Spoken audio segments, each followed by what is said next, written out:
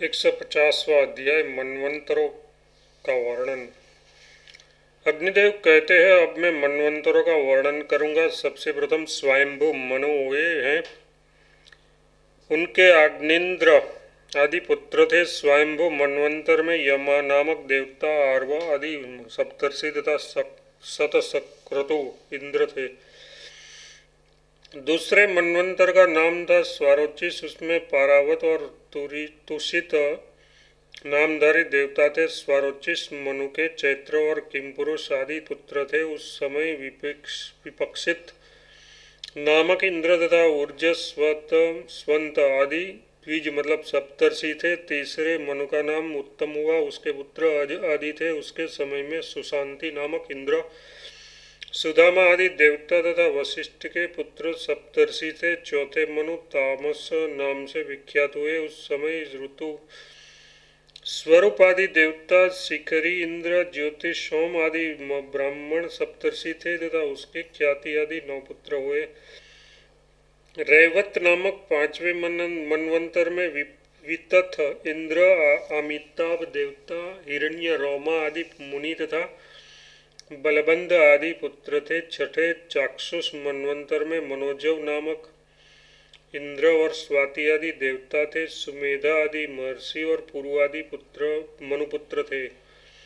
तत्पश्चात 7वें मनवंतर में सूर्यपुत्र श्राद्धदेव मनु हुए। उसके समय में आदित्य, वसु तथा रुद्र आदि देवता, पुरंदर नामक इंद्र, वशिष्ठ, काश्यप, अत्रि, जमदग्नि, गौतम, विश्वामित्र तथा भारद्वाज सप्तर्षि है। वह वर्तमान मनवंतर का वर्णन है। वैवस्वत मनु के इक्ष्वाकु आदि पुत्र थे। इन सभी मनवंतरों में भगवान श्रीहरि ने अंशावतार हुए हैं। स्वयंभू मनवंतर में भगवान मानस के नाम से प्रकट हुए थे। अनंतर शेष 6 मनवंतरों में क्रमशः अजित, सत्य, हरि, देववर, वैकुंठ और वामन रूप में श्री हरि का प्रादुर्भाव हुआ। छाया के गर्भ से उत्पन्न सूर्य नंदन सावर्णी 8वें मनु होंगे।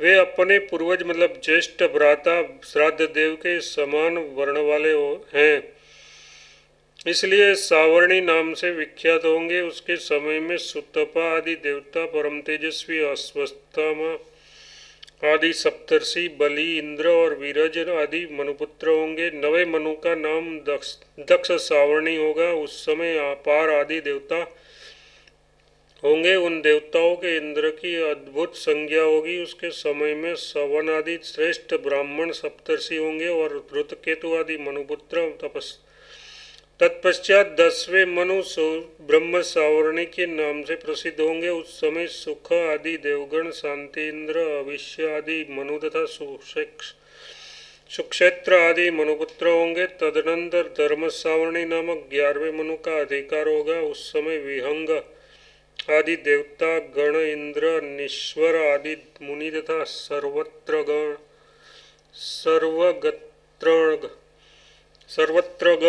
आदि मनुपुत्र होंगे। उसके बाद 12वें मनु रुद्र सावर्णी के नाम से विख्यात होंगे। उसके समय में ऋतधामा नामक इंद्र और हरित आदि देवता होंगे। तपस्या आदि सप्तर्षि और देववान आदि मनुपुत्र होंगे। 13वें मनु का नाम होगा रोच्य। उस समय सत्रामणि आदि देवता तथा दिक्पति इंद्र होंगे, जो दानव, दैत्य आदि का मर्दन करने वाले होंगे। रोच्य मनवंतर में निर्मोह आदि सप्तर्षि तथा चित्रसेन आदि मनुपुत्र होंगे। 14वें मनु भौत्य के नाम से प्रसिद्ध होंगे। उसके समय में सुचि, इंद्र, चाक्षुष आदि देवता तथा अग्निबाहु आदि सप्तर्षि होंगे। 14वें मनु के पुत्र रुरु आदि के नाम से विख्यात होंगे। सप्तर्षि द्विजगण भूमंडल पर वेदों का प्रचार करते हैं। देवगण यज्ञ भाग के भोक्ता होते हैं तथा मनुपुत्र इस पृथ्वी का पालन करते हैं। ब्राह्मण ब्रह्मा के एक दिन में 14 मनु होते हैं। मनु देवता तथा इंद्र आदि भी उतने ही बार होते हैं। प्रत्येक द्वापर के अंत में व्यास रूपधारी श्री हरि वेद का विभाग करते हैं। आदिवेद एक ही था।